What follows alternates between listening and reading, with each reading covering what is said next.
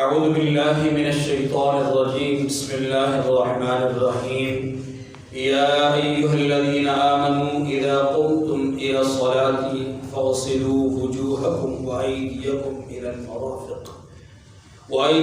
إلى المرافق وامسحوا برؤوسكم وأرجلكم إلى الكعبين. وقال النبي صلى الله عليه وسلم الطهور شطر الإيمان أو كما قال عليه الصلاة والتسليمات. صدق الله العظيم وصدق رسوله النبي الكريم ونحن على ذلك لمن الشاهدين والشاكرين والحمد لله رب العالمين. رب اشرح لي صدري ويسر لي امري واحلل عقدة من لساني يفقهوا قولي. رب زدني علما رب زدني علما رب زدني علما. سبحانك لا علم لنا الا ما علمتنا انك انت العليم الحكيم. يا رب صل وسلم دائما ابدا على حبيبك خير الخلق كلهم. اللهم صل على محمد وعلى آل محمد كما صليت على إبراهيم وعلى آل إبراهيم إنك حميد مجيد. اللهم بارك على محمد وعلى آل محمد كما باركت على إبراهيم وعلى آل إبراهيم إنك حميد مجيد. انتہائی محترم بزرگوں، بھائیوں، دوستوں، ساتھیوں، سورۃ المائدہ کی آیت نمبر 6 کا ایک حصہ میں نے آپ کے سامنے تلاوت کیا ہے، اور رحمت کونین صلی اللہ علیہ وسلم کی احادیث طیبہ میں سے ایک حدیث کا ایک جز میں نے آپ کے سامنے تلاوت کیا ہے. دعا فرمائیں کہ حق تعالی جل شانہ مجھے حق اور سچ کہنے کی توفیق نصیب فرمائے، اور مجھے اور آپ کو اور پوری امت مسلمہ کو قرآن مجید فرقان حمید کو پڑھنے، سمجھنے اور اس پر عمل کرنے کی توفیق نصیب فرمائے. گرامی قدر سامعین، گزشتہ 4 جمعات سے ہماری گفتگو نماز کے متعلق چل رہی ہے. آج کی اس نشست میں نماز کے لیے جو شرط ہے وہ ہے طہارت، وضو. دیگر شرائط کے ساتھ ساتھ ایک شرط یہ بھی ہے کہ انسان یعنی نماز پڑھنے والا باوضو ہو. اس وضو کی شرط کو آج کے اس نشست میں ہم سمجھنے کی کوشش کریں گے.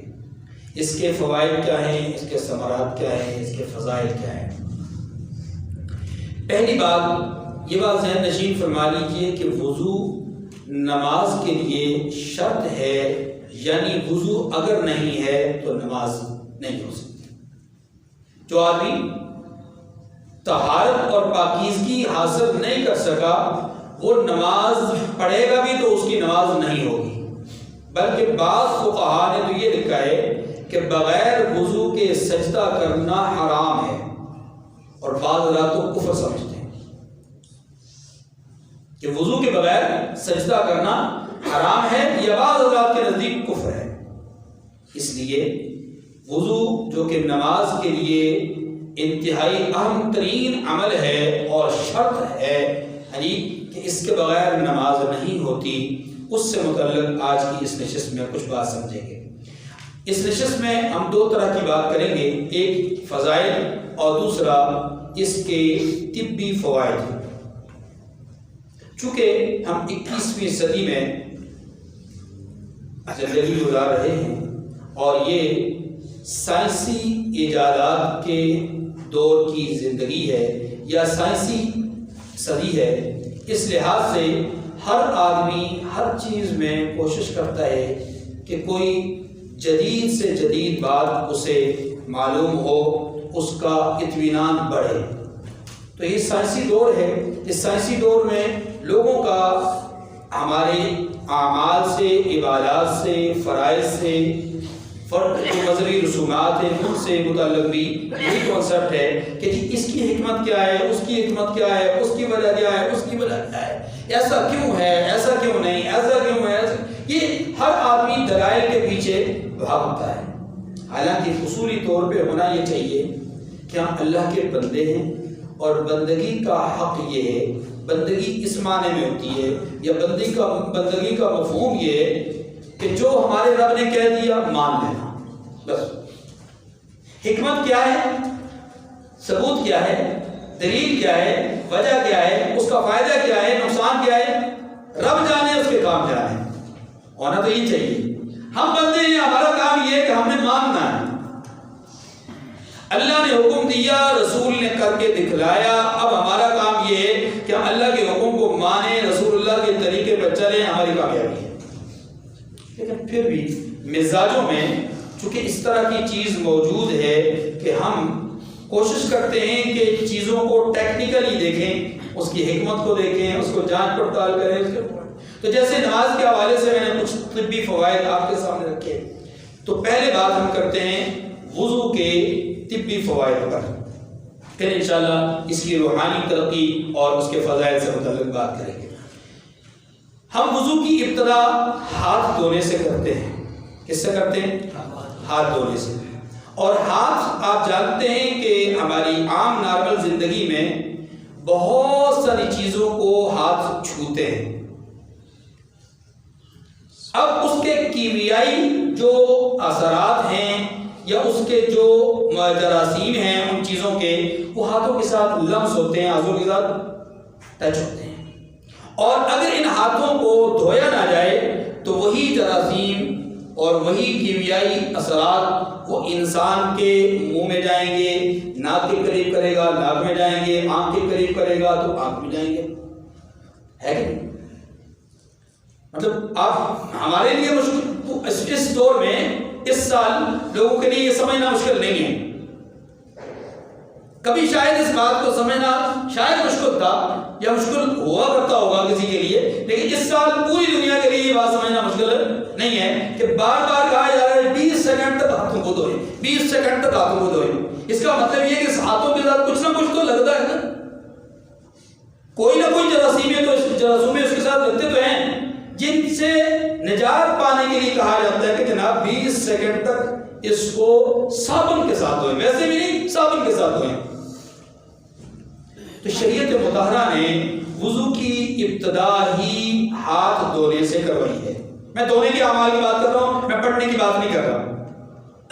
پڑھنا سائنسی اعتبار سے اور چیز ہے، ہم تو یہاں طبی اعتبار سے بات کر رہے ہیں. عمل کا فائدہ کیا ہے؟ دیکھیے جب ہم ہاتھ دھوتے ہیں تو ہاتھ دھونے کا جو فائدہ حاصل ہوتا ہے وہ یہ ہوتا ہے کہ وہ جو کیمیائی اثرات ہوتے ہیں، جرثومے ہوتے ہیں، وہ دھل جاتے ہیں اور نتیجتاً ہاتھوں کے اندر سے قدرتی طور پر ان پوروں کے ذریعے سے، ان ناخنوں کے نیچے سے قدرتی طور پر جو ہمیں نظر نہیں آتی، ان کے اندر سے ایک قسم کی شعاعیں نکلتی ہیں اور وہ شعاعیں ہمارے چہرے پر جب لگتی ہیں، ہمارے وجود پر جب لگتی ہیں دھلنے کے بعد، تو ان کی وجہ سے ہمارے وجود کے اندر کے جو برقی نظام ہے وہ متحرک ہوتا ہے اور ہمارا جسم جو ہے وہ حرکت کرتا ہے، اور اس کی حرکت پہلے سے زیادہ بہتر ہوتی ہے کہ جب ہم ہاتھ دھو کر کے اپنے جسم کے ساتھ اپنے ہاتھ کو ٹچ کرتے ہیں. یہ میں نہیں کہہ رہا، یہ وہ محققین کہہ رہے ہیں جن کا سائنسی اعتبار سے ایک نام ہے اور جن کا طب میں ایک نام ہے اور جن کا میڈیکل میں ایک نام ہے.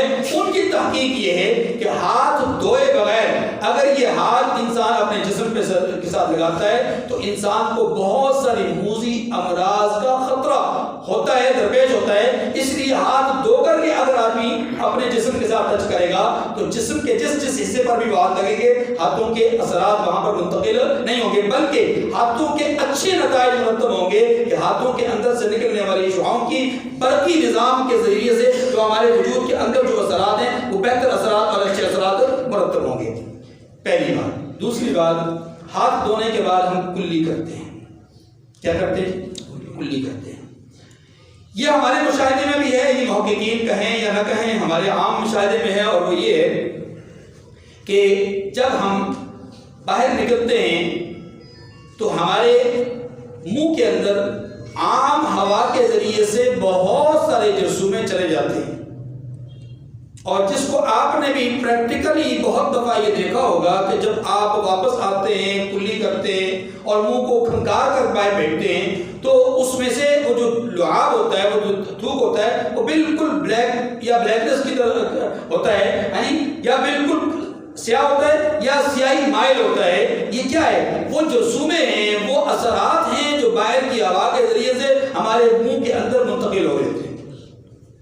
سیانے لوگوں نے اسی لیے ماسک کا کہا ہے کہ ذرا ماسک پہننے کا اہتمام کریں. تو یہ جو جرثومے منہ کے اندر جاتے ہیں اس کے نقصانات کیا ہوتے ہیں؟ دیکھیے اس کے نقصانات عام طور پر منہ کے اندر چھالے پڑ جانا، منہ کا کٹ جانا، یا ایسے ہی گلے کے اندر ٹانسلز جو ایک بیماری ہے اس کا وجود، اور اس کا یہ سارے کے سارے وہ بنیادی معاملات ہیں کہ جو علامات ہوتے ہیں آنے والی ایک بہت بڑی بیماری ہے جس کو ہم ایڈز کہتے ہیں. شریعت مطہرہ نے اس کلی کے نظام سے اور اس کو بھی زیادہ شدت سے کرنے کے نتیجے میں غرغرہ کے نظام سے کیا کیا ہے؟ ان بیماریوں سے ایک مسلمان کو نجات دلائی ہے کہ دن میں 5 دفعہ تم کلی کرو، بلکہ 5 دفعہ نہیں 15 دفعہ کلی کرو. کتنی دفعہ؟ 15 دفعہ کرتے ہیں نا کلی، کیونکہ ہر وضو کے اندر 3 دفعہ سنت عمل ہے. تو 5 دفعہ وضو کریں گے، ہر دفعہ 3 دفعہ، ہر وضو میں 3 دفعہ کریں گے، تو 15 دفعہ جب آپ کلی کریں گے تو آپ کے منہ کے اندر سے وہ جرثومے یا وہ جراثیم وہ آپ کے منہ کے اندر سے باہر نکل جائیں گے. یوں آپ کا منہ پھٹنے سے، چھالے پڑنے سے، یا ٹانسلز پیدا ہونے سے، یا اس طرح کے بخارات پیدا ہونے سے وہ کیا ہو جائے گا؟ بچ جائے گا. اچھا، ایک صرف یہ ہوتا ہے کہ باہر سے ہوا پڑ، دوسرا ایک اور چیز بھی ہوتی ہے منہ کے اندر، اور وہ چیز آپ جانتے ہیں جس کو میں نے عرض کیا تھا کہ یہ بھی ہمارا تجربہ ہے. ہم میں سے بہت سارے لوگ اس بات کو بخوبی بڑی اچھے طریقے سے اور بڑی فراخدلی کے ساتھ اس بات کو قبول کریں گے کہ جب ہم کھانا کھاتے ہیں، کھانا کھانے کے بعد کچھ ذرات ہمارے دانتوں میں پھنس جاتے ہیں. کچھ ذرات وہ ہوتے ہیں جو لعاب کے ساتھ ہمارے منہ کے اندر کہیں نہ کہیں چپک جاتے ہیں، ہے کہ نہیں؟ اگر کلی نہ کی جائے، کھانا کھانے کے بعد کلی نہ کی جائے اور باقاعدہ اس طرح وضو کا اہتمام نہ ہو، منہ ایسا ہی رہے اور اسی حالت میں انسان جو ہے وہ سو جائے، جیسا کہ کسی نے تجربہ اگر کیا ہو تو رات کو اگر اسی طرح بغیر کلی کیے، بغیر منہ دھوئے اگر انسان سو جاتا ہے تو صبح اٹھ کر کے اس کے اثرات اور بلکہ اس کے مضر اثرات وہ انسان اپنے منہ میں محسوس کرتا ہے. تو جب انسان وضو کرتا ہے اور 3 دفعہ کلی کرتا ہے تو وہ منہ کے اندر کے جو غذائی اجزاء ہیں وہ اجزاء دانتوں کے اندر سے نکل جاتے ہیں، یا جہاں جہاں وہ چپکے ہوتے ہیں وہاں سے نکل جاتے ہیں، اور ان کے مضر اثرات سے منہ کیا ہو جاتا ہے؟ بچ جاتا ہے. تیسرے نمبر پر ہم وضو میں ناک کے اندر پانی چڑھاتے ہیں. ناک کے اندر یہ ناک کا جو سسٹم ہے نا اللہ تعالیٰ نے بڑا عجیب و غریب رکھا ہے. اس سسٹم کو سمجھنے سے پہلے ایک بات سمجھیے گا کہ انسان کے وجود کے اندر پھیپھڑوں کا ایک نظام ہے. پھیپھڑوں کو تقویت پہنچانے کے لیے، پھیپھڑوں کو قوت دینے کے لیے ایک عمل کی انتہائی شدید ضرورت ہوتی ہے، اور وہ عمل یہ ہے کہ 80% اس کو ایسی ہوا درکار ہوتی ہے کہ جس ہوا میں رطوبت ہو، یعنی کہ جسے ہم کہتے ہیں نا کہ پانی یا اس کے جو نمی جس کو ہم کہتے ہیں کہ ایسی ہوا درکار ہے 80% کہ جس کے اندر نمی ہو، رطوبت ہو. اللہ تعالیٰ کا نظام یہ ہے کہ انسان پھیپھڑوں کے اندر جو ہوا منتقل کرتا ہے وہ ناک کے ذریعے سے کرتا ہے. کہاں سے کرتا ہے؟ اور اس ناک میں اللہ تعالیٰ نے ایسا نظام فٹ کر رکھا ہے کہ تقریباً 80% جو پھیپھڑوں کو ہوا درکار ہوتی ہے وہ ساری کی ساری ہوا اس ناک نے تیار کرنی ہوتی ہے اور تیار کر کے وہاں تک بھیجنی ہوتی ہے.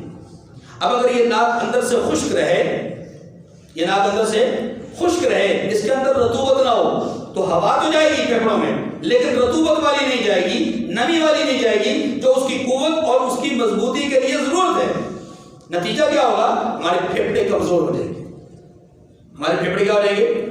میں نہیں کہہ رہا، یہ ساری باتیں جتنی باتیں میں کر رہا ہوں یہ محققین کی بات ہے، طبی افراد کی بات ہے، طبی جو مفکرین ہیں ان کی بات ہے، سائنسٹوں کی بات ہے، یا میڈیکل سے وابستہ لوگوں کی بات ہے. میں تو ان کی بات آگے پہنچا رہا ہوں. اور وہ کیا ہے کہ انسان کے وجود میں یہ جو ایک عضو ہے نا جس کو ہم ناک کہتے ہیں، اس کے اندر ایک تو یہ سسٹم ہے، اور دوسرا اس کے اندر اللہ تعالیٰ نے غیر مرئی جو نظر آنے والا نہیں ایسا ایک سسٹم رکھا ہے کہ وہ ایسی اندر سے موذی چیزوں کو ہلا ہلاک کرتا ہے، تباہ کرتا ہے، ختم کرتا ہے وغیرہ مرئی نظام کہ بظاہر تو وہ نظر نہیں آتا، لیکن اس کی بدولت اللہ تعالیٰ اندر منتقل ہونے والی جو موذی امراض ہیں اس سسٹم کے ذریعے سے اللہ تعالیٰ اس کو اندر رکاوٹ پیدا کرتے ہیں، اور وہ نظام ایسا ہے کہ جس کی وجہ سے انسان بہت ساری بیماریوں سے بچ جاتا ہے۔ اسی ناک کے ذریعے سے ایک سسٹم اللہ تعالیٰ نے ایسا رکھا ہے جس کو میڈیکل سائنس میں لائسوزیم کہا جاتا ہے۔ یہ ایک ایسا نظام ہے کہ اس نظام کے تحت اللہ تعالیٰ انسان کے ناک کے ذریعے سے اس کا جو کنیکشن آنکھوں کے ساتھ ہے، ناک کا اندر سے کنیکشن آنکھوں کے ساتھ ہے، اگر اس نظام کو اس باقاعدہ طور پہ تر نہ رکھا جائے، باقاعدہ طور پہ وقتاً فوقتاً نہ دھویا جائے، تو پھر یہ والا نظام خشک ہونے کے نتیجے میں آنکھوں کے اندر انفیکشن پیدا ہو جاتا ہے۔ ناک نیچے ہے، آنکھیں اوپر ہیں، لیکن نظام اللہ نے رکھا ہے۔ تو اس ناک کے اندر پانی چڑھانے کا فائدہ یہ ہے کہ ہم پھیپھڑوں کی بیماری سے بچ جاتے ہیں، آنکھوں کی بیماری سے بچ جاتے ہیں۔ چوتھی چیز، ہم اپنے چہرے کو دھوتے ہیں۔ ہم جانتے ہیں اس بات کو کہ ہم میں سے بے شمار لوگ، عورتیں تو عورتیں ہیں، مرد بھی ماشاءاللہ ایسے بہت سارے ہیں کہ جو اللہ کے فضل و کرم سے بہت سارے لوشنز استعمال کرتے ہیں، بہت ساری کریمیں استعمال کرتے ہیں، بہت ساری چیزیں اپنے چہرے کو خوبصورت بنانے کے لیے استعمال کرتے ہیں۔ کیل، محاسے، چھائیاں، جھریاں اور وغیرہ وغیرہ یہ چہرے کے اوپر آتی ہیں، آتی نہیں آتی کہ نہیں آتی؟ اور ان کو صاف کرنے کے لیے ماشاءاللہ بڑی تگ و دو کرتے ہیں، فیشل بھی کرواتے ہیں، اور خود عورتیں تو عورتیں ہیں، میں نے کہا مرد بھی ماشاءاللہ کسی سے کم نہیں ہے۔ لیکن اللہ تعالیٰ نے نظام چہرہ دھونے کا ایسا رکھا ہے کہ جو میڈیکل سے وابستہ لوگ ہیں، ڈاکٹرز ہیں، وہ یہ کہتے ہیں کہ انسان کے چہرے پر جو جھریاں آتی ہیں، جو چھائیاں یا کیل، محاسے وغیرہ پیدا ہو جاتے ہیں، دانے پیدا ہو جاتے ہیں، ان کے حل کے لیے، ان کو ظاہر کرنے کے لیے سب سے بہترین طریقہ ان کے نزدیک یہ ہے کہ دن میں کئی دفعہ چہرے کو دھویا جائے اور کم از کم روزانہ 12 سے 14 گلاس پانی پیا جائے، تو چہرے کے اوپر سے یہ ساری کی ساری بیماریاں جو ہے وہ آٹومیٹکلی دور ہوتی جائیں گی۔ یہ اطباء کہتے ہیں، ڈاکٹرز کہتے ہیں۔ اب اسی بات کے دو حصے، ایک حصہ یہ ہے کہ انسان چہرے کو دھوئے، دوسرا حصہ یہ کہ پانی کو اندر منتقل کرے یعنی پیے۔ تو چونکہ پانی کے پینے کا یہاں تعلق تو ہے نہیں، لیکن اتنا تعلق تو ہے کہ اس کا ایک حصہ تو وضو کے اندر موجود ہے، اور وہ کیا ہے کہ دن میں 15 دفعہ چہرے کو دھونا۔ دن میں 15 دفعہ چہرے میں 15 اس لیے بار بار استعمال کر رہا ہوں لفظ کہ 5 دفعہ وضو کریں گے تو ہر دفعہ 3 دفعہ، ہر وضو میں 3 دفعہ دھونا کیا ہے؟ سنت ہے۔ تو مجموعی طور پہ کتنی دفعہ ہو جائے گا؟ 15 دفعہ۔ تو 15 دفعہ جس آدمی نے چہرے کو دھونا ہے تو کیا اس کے چہرے پر تازگی نہیں آئے گی؟ کیا اس کی جھریاں یا اس کی جو چھائیاں ہیں یا اس کے جو کیل محاسے ہیں جو ڈاکٹرز کے مطابق دھونے سے دھل جاتے ہیں، خراب ختم ہو جاتے ہیں، یعنی وہ جو جراثیم چہرے کے اوپر آ کر کے جم جاتے ہیں، وہ جراثیم دھلنے کے نتیجے میں آہستہ آہستہ چہرے کے اندر بھراؤ پیدا ہوتا ہے، اور اس کے نتیجے میں کیا ہوتا ہے؟ چہرہ خوبصورت اور تازہ لگنا شروع ہوتا ہے۔ بلکہ ایک فرانسیسی ڈاکٹر کے مطابق تو بات کچھ اور بھی ہے، اور وہ یہ ہے کہ اس نے ایک سیمینار میں بات کی۔ اس نے کہا بہت سارے لوگ ایسے ہیں کہ جو دماغی توازن کھو جاتے ہیں۔ بڑی اہم ترین بات ہے، توجہ سنیے گا، بہت سارے لوگ ایسے ہیں جو دماغی توازن کھو جاتے ہیں۔ اس فرانسیسی ڈاکٹر نے یہ بات کہی اور سیمینار میں کہی، اور وہ بات کیا تھی کہ مسلمانوں میں بہت کم لوگ پاگل ہوتے ہیں، اور اس کی وجہ وہ بیان کرتا ہے۔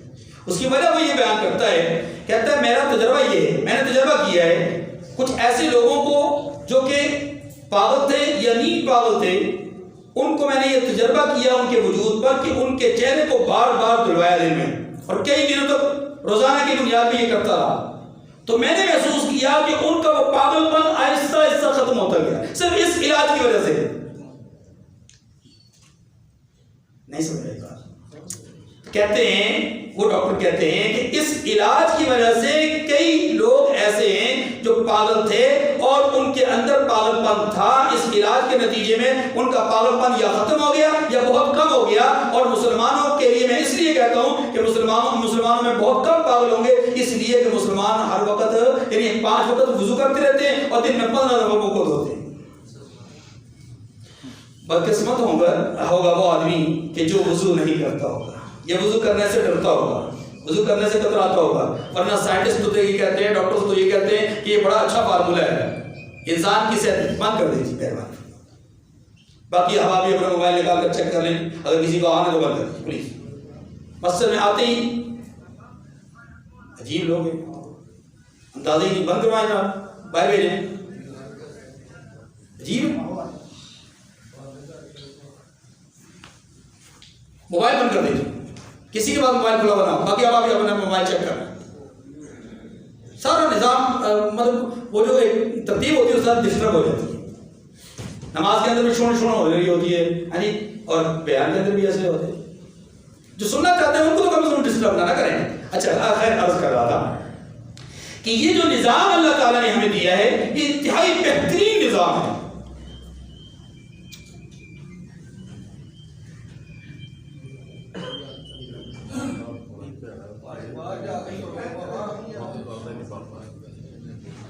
ان کی صحت پہ کوئی اثر نہیں ہے.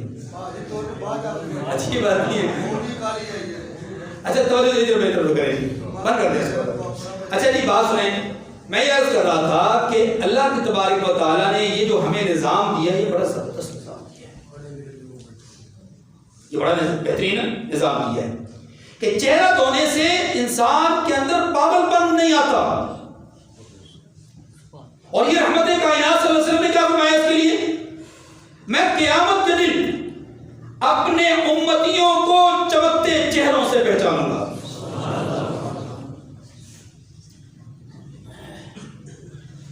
آج کا ڈاکٹر تحقیق کر رہا ہے، 1400 سال پہلے رحمت دو عالم صلی اللہ علیہ وسلم نے فرمایا تھا کہ چمکتے چہروں سے پہچانوں گا. اور پھر اس کی وضاحت فرمائی کہ وضو سے جو اعضائے وضو ہوں گے وہ چمک رہے ہوں گے تو میں ان کو پہچانوں گا. اس کا مطلب یہ ہوا کہ انسان وضو کے اندر جن جن اعضاء کو دھوتا ہے وہ اعضاء کبھی میلے رہ ہی نہیں سکتے اور ان کے اوپر بیماریاں آ ہی نہیں سکتی، وہ انشاءاللہ چمکتے ہوں گے.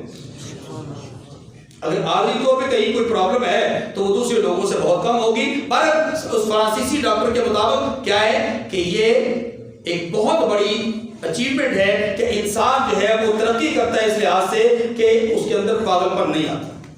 اور یہ صرف مسلمانوں کی خصوصیت ہے. آپ اس کو عملی طور پر بھی اگر دیکھ لیں، عملی طور پر تو دیکھیے مسلم ممالک کے اندر سہولیات کا فقدان ہے. مسلم ممالک کے اوپر جبر بہت زیادہ ہو رہا ہے، مسلم ممالک کے اوپر ظلم بہت زیادہ ہو رہا ہے، مسلم ممالک کے اوپر پابندیاں بہت زیادہ ہیں، عالمی طور پر مشکلات کا شکار ہیں، معاشی اعتبار سے بحران کا شکار ہے مسلم ممالک، تمام کے تمام مسلم ممالک. لیکن آپ اگر غور کریں ان کے مقابلے میں کفریہ طاقتیں تو وہ اگر دنیاوی اعتبار سے ان کو دیکھا جائے تو دنیاوی اعتبار سے وہ بہت اسٹرانگ ہیں، مضبوط ہیں، سب کچھ ہے.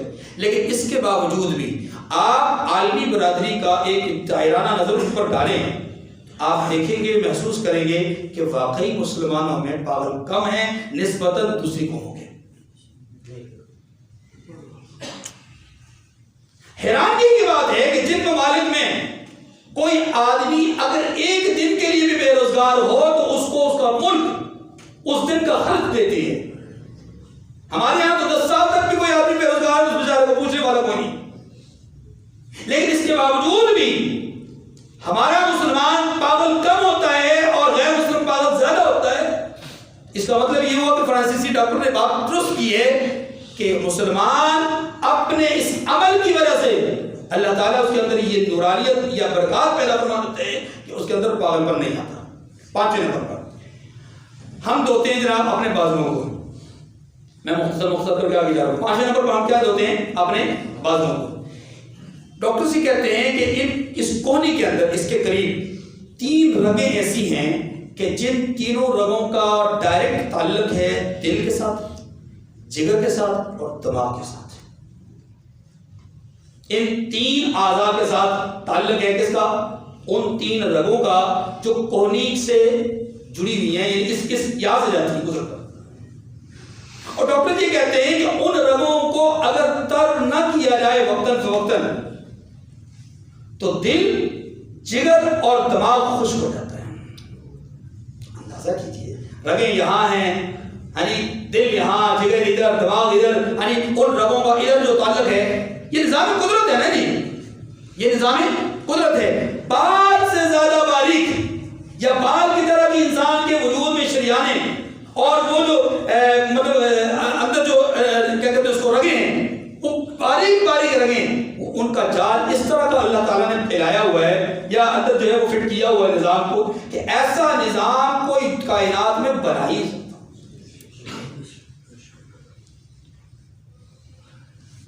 ڈاکٹروں کے اعصاب خطا ہو جاتے ہیں، اوزان خطا ہو جاتے ہیں کہ جب وہ کسی ایک وین کو کاٹتے ہیں کہ دوبارہ خدا نہ خاصہ کہیں غلط جڑ گئی تو پھر کیا ہوگا.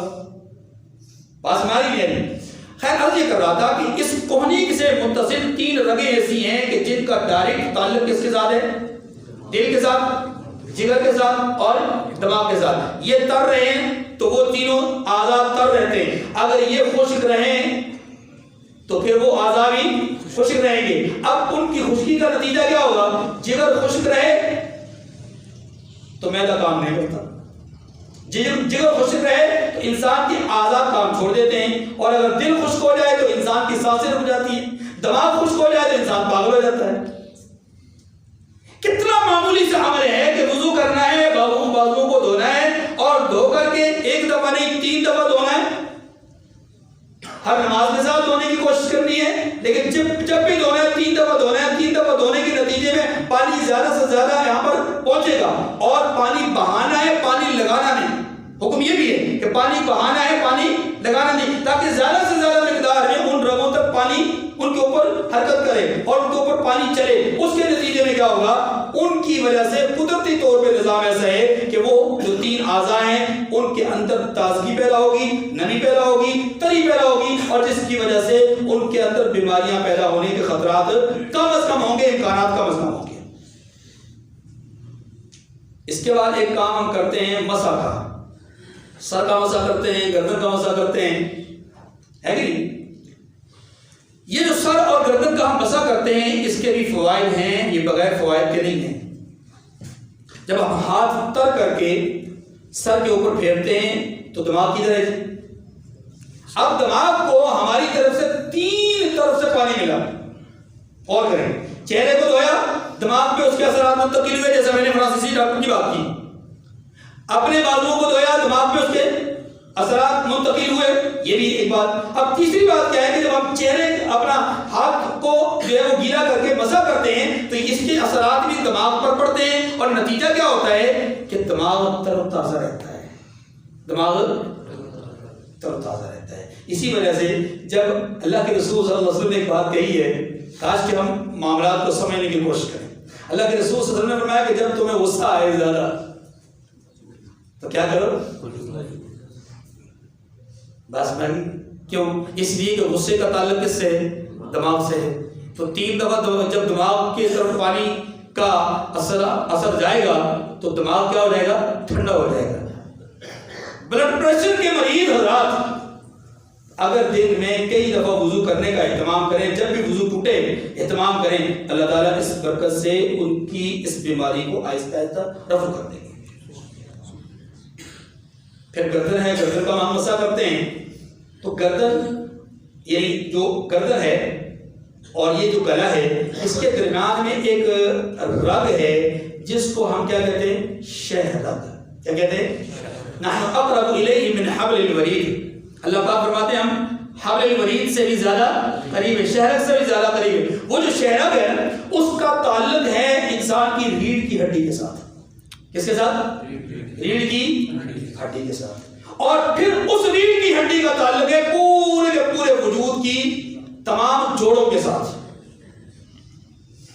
اب اطباء یہ کہتے ہیں کہ جب کوئی آدمی گردن پہ مسح کرتا ہے نا، جب کوئی آدمی گردن پہ مسح کرتا ہے تو اس مسح کی وجہ سے، اس تری کی وجہ سے اس کا اثر شہرگ کی یعنی اس رگ پہ پہنچتا ہے، اور اس رگ سے وہ اثر منتقل ہوتا ہے ریڑھ کی ہڈی میں، اور ریڑھ کی ہڈی سے وہ اثر منتقل ہوتا ہے پورے کے پورے وجود میں. گویا ایک معمولی مسح جو کہ مستحب درجے میں ہے، اس کو جب ہم کرتے ہیں تو اس کے اثرات کتنے منتقل ہوتے ہیں. اس پہ بھی ایک فرانسیسی ڈاکٹر نے جب منظر نامہ دیکھا کسی کا کہ وہ وضو کر رہا تھا، ایک مسلمان وضو کر رہا تھا، جب اس کو وضو کرتے کرتے جب اس کو گردن کے مزے پہ پہنچا تو دیکھا تو حیران رہ گیا، یہ کیا اتنا عجیب و غریب قسم کا مطلب۔ اس نے پوچھا کہاں سے آئے ہو، کیا مذہب ہے، کیا تعلق اور یہ عمل کیا کر رہے ہو؟ اس نے سارا بتایا، پاکستان سے تعلق ہے، مسلمان ہوں اور یہ سارا کچھ کر رہا ہوں، نماز کے لیے۔